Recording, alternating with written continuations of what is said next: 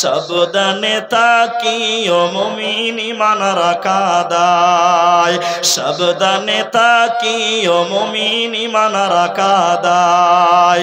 কিয়ামতের আলামত ভাবে বুঝা যায়, সাবধানে তাকিও মুমিন ঈমান রাখা দায়, সাবধানে তাকিও মুমিন ঈমান রাখা দায়। কি লিখব ভাই বাংলার বাণী, লিখতে জোরে চোখের পানি, ক্ষমতার জোরে মানুষ মারে পশ্চিমে বাংলায়, সাবধানে তাকিও মুমিন ঈমান রাখা দায়, সাবধানে তাকিও মুমিন ঈমান রাখা দায়, সাবধানে তাকিও মুমিন ঈমান রাখা দায়। বিসমিল্লাহির রহমানির রহিম। ওমতাজুল ইয়াওমা আইয়ুহাল মুজরিমুন, কিয়ামতের দিন মুজরিমদেরকে, পাপিষ্ঠ ব্যক্তিদেরকে আল্লাহ আলাদা করবেন, পৃথক করবেন, ভাগ করে দিবেন, আলাদা করবেন। কেন কেন কেন? আল্লাহ তাবারাক ওয়া তাআলা বলেন, আলাম আহাদ ইলাইকুম ইয়া বানি আদম, হে আদমের ছেলে মেয়েরা, ওরে আমি আল্লাহর বান্দারা, তোমাদেরকে বলেছিলাম। ওয়ালাক আল্লাহ তাবারাক ওয়া তাআলা বলেন, আলাম আহাদ ইলাইকুম ইয়া বানি আদম আল্লা তা'বুদুশ শাইতান, তোমাদেরকে বলেছিলাম শয়তানের অনুসরণ তোমরা করবে না, শয়তানের অনুকরণ করবে না, শয়তানের পদস্খলন করবে না। যদি তোমরা শয়তানের পদস্খলন করো, শয়তানের ইত্তেবা করো, শয়তানকে মেনে নাও, আল্লাহ তাবারাক ওয়া তাআলা কিয়ামতের দিন তোমাদের অপমান করবেন, লাঞ্ছিত করবেন। কিয়ামতের দিন আল্লাহ জাহান্নাম দেবে। অতএব কিয়ামতের দিন আল্লাহ মুমিনদের সঙ্গে রাখবে না। তাহলে কিয়ামতের দিন মুমিনদের লাইন থাকবে আলাদা, কাফির মুশরিকদের লাইন থাকবে আলাদা, মুজরিমদের লাইন থাকবে আলাদা। অনেক কারণ আছে, তার ভিতরে আল্লাহ এক কথাই বলছেন, ওয়াসলাউ ইসলাউ হাল ইয়াউমা বিমা কুনতুম তাকফুরুন, তোমরা আমি আল্লাহকে অস্বীকার করেছিলাম, তোমরা আমি আল্লাহকে নাকচ করার কারণে, অস্বীকার করার কারণে আমি আল্লাহ কিয়ামতের দিন তোমাদেরকে আলাদা করে দিব এবং তোমাদেরকে টেনে হিচড়ে জাহান্নামের দিকে ঠেলে দিব। তোমাদের জান্নাত হবে না, কিয়ামতের দিনও তোমরা বাঁচতে পারবে না। যেই দিনের ব্যাপারে নবী মুহাম্মদুর রাসূলুল্লাহ সাল্লাল্লাহু আলাইহি ওয়াসাল্লাম বলেন, আজকে সূর্যটা crore crore billion million mile উপরে রয়েছে, কিয়ামতের দিন কিন্তু সূর্যটা এত উপরে থাকবে না। আল্লাহ তাবারাক ওয়া তাআলা বলেন, 1 মাইল উপরে চলে আসবে কিয়ামতের দিন। সেদিন মানুষেরা উলঙ্গ হয়ে বলবে, বাঁচাও বাঁচাও, সেদিন কেউ বাঁচাবে না। কিন্তু আমার নবীজি বলেছেন, ওই কিয়ামতের কঠিন দিনে, যেদিন মানুষের মাথার উপরে সূর্য চলে আসবে, যেদিন মানুষের পালাবার কোনো উপায় থাকবে না, ভাগবার কোনো যখন উপায় থাকবে না, ওই দিন আল্লাহ একটা ছায়া থাকবে, ওই দিন আল্লাহর একটা ছায়া থাকবে। ওই ছায়াটাকে বলা হয় আল্লাহর আরশের ছায়া, রহমতের ছায়া, আল্লাহর বরকতের ছায়া। নবীজি বললেন, উম্মত, ওই কিয়ামতের দিনে আল্লাহ 7 প্রকার মানুষকে সেই জায়গাটা দেবে, আল্লাহর আরশের নিচে জায়গা পাবে, ওদের কোনো চিন্তা রবে না, রবে না, রবে না।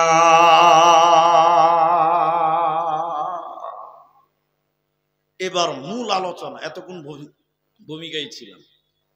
7 প্রকার মানুষকে যেদিন কঠিন মুহূর্ত, মানুষের হাতগুলো পেছনে বাঁধা থাকবে, যেদিন মানুষেরা উলঙ্গ থাকবে, যেদিন মানুষের মাথার উপরে সূর্য চলে আসবে, সূর্যের তাপের কারণে যখন মানুষের মগজগুলো টকবক করে ফুটবে, নবীজি বললেন শোনো, সেই দিনে আল্লাহ তাবারাক ওয়া তাআলা 7 প্রকার মানুষকে তার আরশের নিচে স্থান দেবে, আল্লাহ তার রহমতের ছায়াতে জায়গা দেবে। ওই ব্যক্তিদের কোনো চিন্তা সেদিন থাকবে না। নাম্বার 1, আল ইমামুন আদিলুন, ইমামুন আদিলুন, ন্যায় পরায়ণ নেতা, ন্যায়নিষ্ঠবান নেতা, আদর্শবান বিচারক। সেটা গ্রামের মোড়ল হতে পারে, এলাকার প্রধান হতে পারে, পঞ্চায়েতের মেম্বার হতে পারে, গ্রামের সর্দার হতে পারে। এক কথায় যারা আমানতদার বিচারক, বিচারে কারো উপরে জুলুম করে না, বিচারে কারো উপরে কোনো রকম কষ্ট চাপিয়ে দেয় না, বুঝা চাপিয়ে দেয় না, এরকম ইমাম, এরকম নেতা আল্লাহর নবী বলেন কিয়ামতের দিন আল্লাহ তাকে আরশের নিচে স্থান দেবে।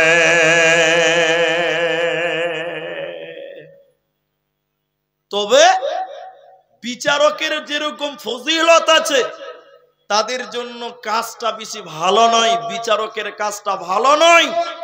কারণ রাসূল বললেন, যাকে জনগণের বিচারক নির্বাচন করা হলো, যাকে মানুষের মধ্যে বিচারক বানানো হলো, রাসূলুল্লাহ বলছেন তাকে যেন ছুরিবিহীন জবাই করে দেওয়া হলো, বেগাইরি সিকিন, ওই লোককে যেন ছুরিবিহীন জবাই করে দেওয়া হলো।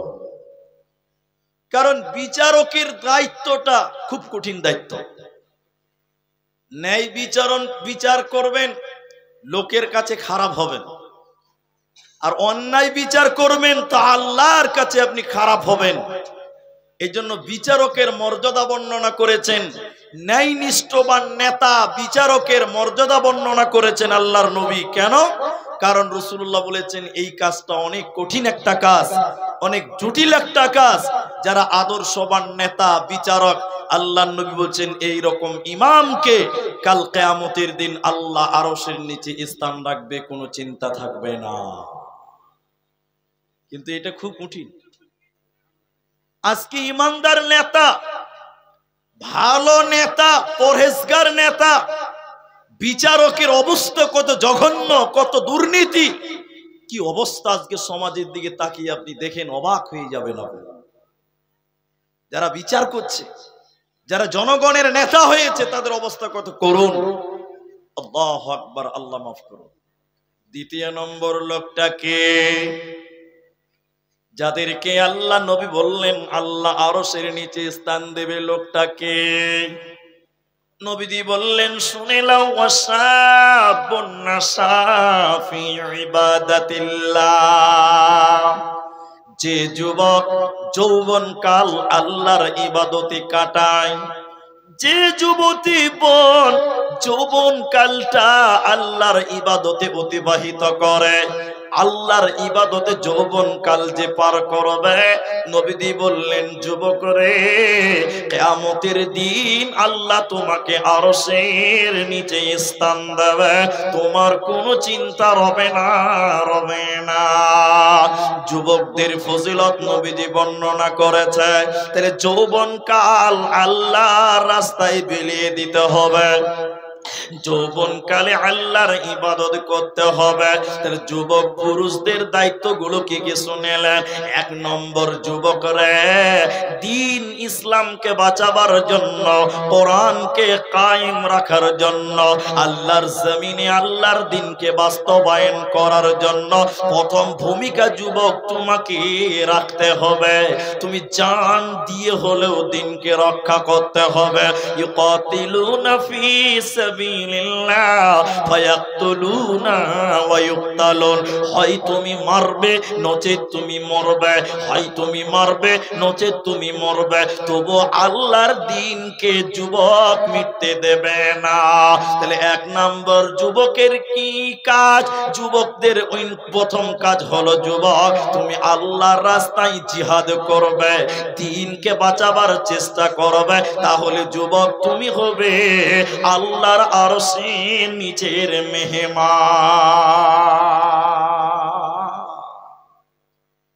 আল্লাহর জমিনে আল্লাহর দ্বীনকে বাস্তবায়ন করার জন্য যেখানে অন্যায়, যেখানে অত্যাচার, যেখানে কোরআনের বিরুদ্ধে কাজ, সেইখানেই ঝাঁপিয়ে পড়বে কারা? তরুণেরা, যুবকেরা। বিশেষ করে জিহাদের জন্য প্রথম সারিতে যারা থাকবে তারা হলো যুবক, তারা হবে তরুণ। কেন? জিহাদ নামে ইবাদতটা বৃদ্ধদের জন্য মাপ, শিশুদের জন্য মাপ, নারীদের জন্য মাপ, নাবালকদের জন্য মাপ। জিহাদ নামে ইবাদতটা শুধুমাত্র যুবকদের জন্য। এজন্য দিলে জিহাদের তামান্না নাও। যুবকের দ্বিতীয় নম্বর কাজ কি শুনলেন ভাইরা মায়েরা? আল্লাহ তাবারাক ওয়া তাআলা বলেন, ওয়াবিমা আনফাকু মিন আমওয়ালিহিম। মাল ইনকাম করো পুরুষ। কোন পুরুষ মাল ইনকাম করবে?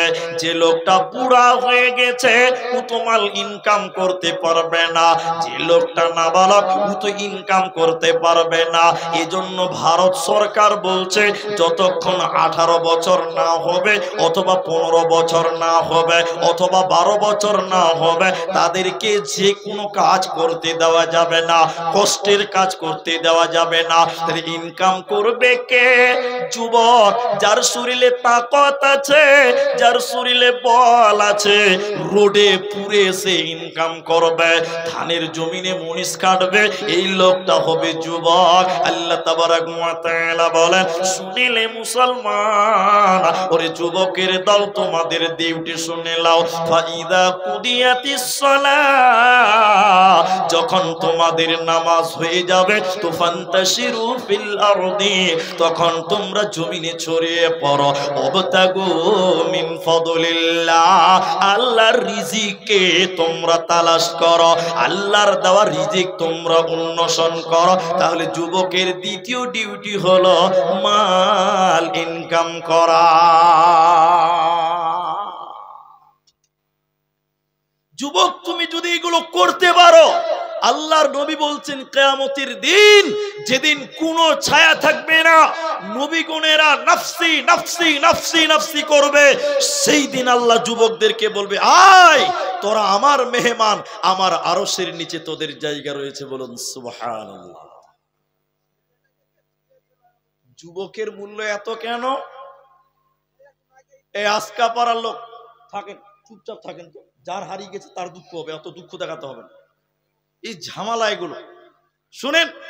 যুবকের মূল্য এত বেশি কেন? একটু মুখ খুলে বলেন, একটু মুখ খুলে বলেন। শামসির হাটে একটা ডাবের দাম কত ভাই? যাও ৭০ টাকা, ৫০ টাকা। শামসির হাটে একটা কচি ডাবের দাম কত? একটু মুখ খুললেন বলেন। ৫০, ৬০, ৭০ টাকা। ওই হাটে আপনি নারকেল কিনবেন, ছিলা আছে, চোকাটা ছোলা আছে, এটা নারকেলের দাম কত? ২০ টাকা, ৩০ টাকা। ২০ টাকা ৩০ টাকাতে নারকেল পাওয়া যাচ্ছে, অথচ ডাব কিনতে যাবেন তো ৭০ টাকা লাগছে। আচ্ছা, মানুষের কাছে ডাবের মূল্য বেশি হলো, নারকেলের মূল্য কেমন? তার কারণ হলো ডাবটা হলো কচি, ডাবটাতে অনেক পুষ্টি আছে, কচি, এর মূল্য মানুষের কাছে বেশি হলো। আর নারকেল বুড়া থুপড়ি মাল, মানুষের কাছে দাম হচ্ছে না। আল্লাহ নবী বলছেন, যুবক রে, তোমার দ্বারা যেটা করা সম্ভব বৃদ্ধদের দ্বারা সেটা সম্ভব নয়, তোমার দ্বারা যেটা সম্ভব একদম নাবালকের দ্বারা সেটা সম্ভব নয়। এই জন্য নবীজি বলেছে, যুবকের মূল্য কত? একটা যুবকের মূল্য কত? একজন যুবকের মূল্য কত? নবীজি বললেন, যুবক রে, যৌবন কালটা তোরা আমি আল্লাহর রাস্তায় পার করে দে, কাল কিয়ামতের দিন আমি তোদেরকে আরশের নিচে স্থান দেব। এজন্য যুবক যৌবন কাল আল্লাহর রাস্তায় ইবাদত করো, আল্লাহর পথে কাজ করো, মরার পরে কোনো চিন্তা রবে না, রবে না। দিনের তরি যাই রে ডুবি, এসে ধরো হাল, এসো যুবক এসো সেবক এসো মায়ের লাল, এসো যুবক এসো সেবক এসো মায়ের লাল। আজ মুসলমানকে যাই না চেনা তার কাটিং শাটিং এ, হালাল ফেলে মেতেছে সব মদারা ফিঙে, জাতি কুসবেদের হাতে হলো রে পয়মাল, এসো যুবক এসো সেবক এসো মায়ের লাল, এসো যুবক এসো সেবক এসো মায়ের লাল। অতএব নওজওয়ানের দল তোমরা আল্লাহর ইবাদত করো। যুবতী বোনদের কি কোনো কাজ নাই? না না, যুবতী বোনদের কাজ আছে। যুবতী বোন রে, যে বোনটার বিয়ে হয়নি, যে দিদিটার বিয়ে হয়নি, শুনেলেন আপনি আপনার সতীত্বর গ্যারেন্টিটা দেন, আপনি আপনাকে হেফাজত করেন, আপনার ইজ্জতের হেফাজতটা আপনি করেন। আল্লাহ তাবারাক ওয়া তাআলা বলেন, শুনে লাও, ওয়া ইয়াহফাযনা ফুরুজাহুন্না। ওরে নারীকল, তুমি তোমার সতীত্বর হেফাজত করো, তুমি তোমার লজ্জাস্থানের হেফাজত করো। তার কারণ নবী মুহাম্মদুর রাসূলুল্লাহ সাল্লাল্লাহু আলাইহি ওয়াসাল্লাম বলছেন, দুই ঠোঁটের মাঝখান, দুই ঠোঁটের মাঝখান, দুই ঠোঁটের মাঝখান মানে জবান জিহ্বা। আর নবী বলছেন দুই পায়ের মাঝখান মানে লজ্জাস্থান। নবী বললেন দুই পায়ের মাঝখান যে হেফাজত করবে আর দুই ঠোঁটের মাঝখান জবানকে যে হেফাজত করবে, আমি নবী ওর জন্য জান্নাতের জিম্মা হয়ে গেলাম, ওকে জাহান্নাম দেওয়া হবে না, হবে না। এজন্য যুবতী বোনেরা, মারিয়ামের মতন তুমি তোমার সতীত্বের গ্যারান্টিটা রাখো, তুমি তোমার সতীত্বের হেফাজত করো, আল্লাহ তোমাদেরকেও আরশের নিচে স্থান দেবে।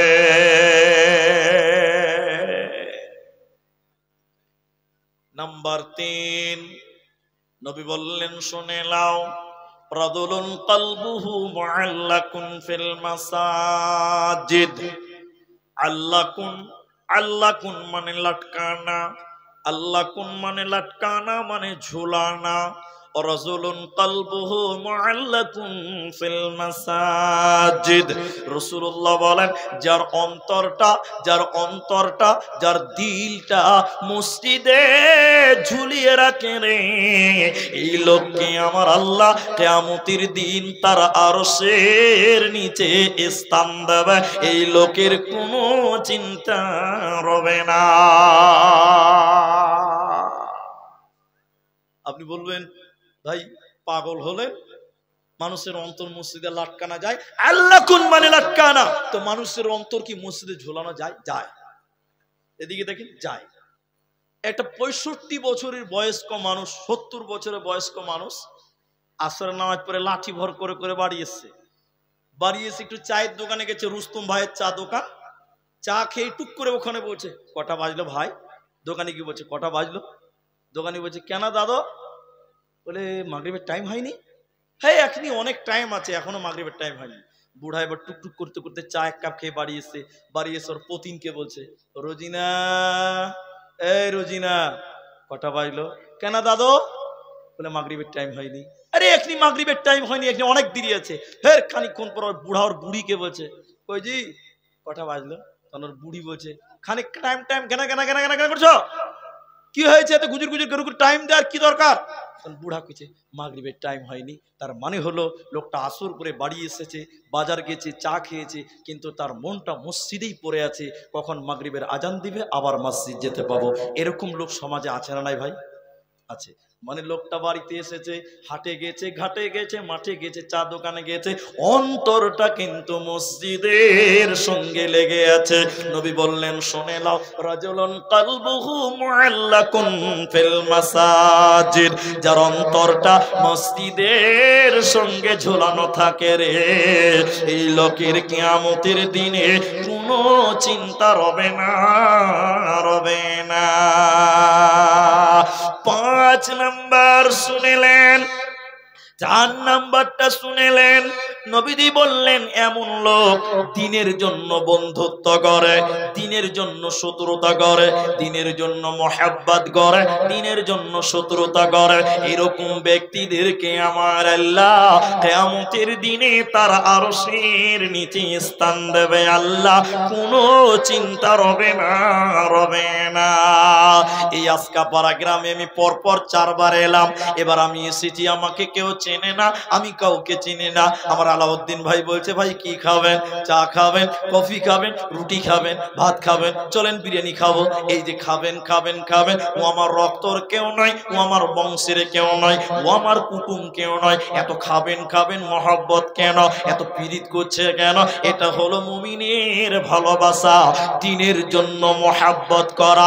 আপনার প্রতিবেশী কিন্তু ইসলামের দুশমন, মুসলমানদের দুশমন, তার বাড়িতে বিয়ে হচ্ছে তো ডুকডুক ডুকডুক করে গান বাজছে, ওই বিয়ে বাড়িতে যেতে হবে না। সে খারাপ পাক চাই ভালো পাক কেন? নবী বলেন দিনের জন্য যারা শত্রুতা করে আর দিনের জন্য অপরিচিত লোককে যারা মহব্বত করে, এই লোককে আল্লাহ কিয়ামতের দিন তার আরশের নিচে স্থান আমার আল্লাহ দেবে। ওই লোকের কোনো চিন্তা রবে না, রবে না। ওতে মুসলমান, আল্লাহ তাবারক ওয়া তাআলা কোরআনে বলেছেন প্রত্যেকটা মুমিন মুসলমান একজন আরেকজন হলো ভাই ভাই, ভাই ভাই ইখওয়া বলেছেন আল্লাহ। প্রতিটি মুসলমান একজন আরেকজন ভাই ভাই। অতএব পরিচিত হোক চাই না হোক কেন, যদি ঈমানদার হয় তাকে তুমি দিলে জায়গা দাও। 5 নাম্বার শুনেলেন, কিয়ামতের দিন আল্লাহর আরশের নিচে স্থান পাবে কে? ওরে আমার বেটি রে, বোন রে, মা রে, খালা রে আমার, শুনেলেন নবী বলেন একটা সুন্দরী মহিলা, মেয়েটার গায়ের রং সাদা, মেয়েটা দেখতে খুব রূপসী, খুব সুন্দর। মেয়েটা শুধু সুন্দর নয়, বিরাট বড় লোকের একটা মেয়ে, মেয়েটার বংশ ভালো, মেয়েটা দেখতে ভালো। এরকম একটা সুন্দরী বড় লোকের বেটি এটা ছেলেকে বলছে চলো চলো চলো চলো জিনা করিগা, চলো চলো চলো চলো পালিয়ে বিয়ে করে নেগা, পৃথিবীর কেউ জানবে না। তো নবীজি বললেন শোনো, ওই যুবক যদি তখন মেয়েটাকে বলতে পারে বোন রে, আখাফুল্লাহ, আমি আল্লাহকে ভয় করি বোন আমার, আমি এ গুনাহ করতে পারবো না, আমি এ পাপ করতে পারবো না। যে যুবক ফিরিয়ে দিতে পারবে, নবী বলেন যুবক রে, কিয়ামতের দিন যখন কোনো ছায়া থাকবে না, সেদিন আল্লাহ আরশের নিচে স্থান দেবে, কোনো চিন্তা রবে না।